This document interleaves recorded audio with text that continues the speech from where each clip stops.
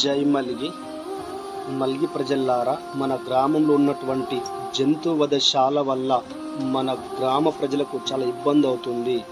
జంతువుల వధశాల అంటే ఏంది? జంతువులను కట్ చేసి ప్యాకింగ్ చేసి వేరే ప్రాంతానికి పంపిస్తున్నారు.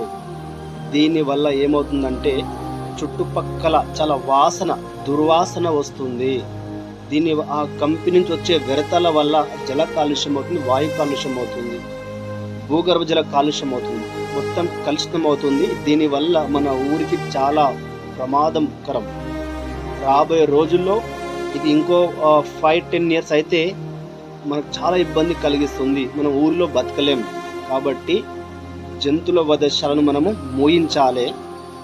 మూయించాలంటే మల్గి గ్రామ ప్రజలందరూ కలిసి ఫైట్ చేస్తే ఈజీగా ఆ జంతు వధశాలలో మనము మూయించవచ్చు. కాబట్టి అందరం ఏకమై దాని కోసం పోరాటం చేద్దాం.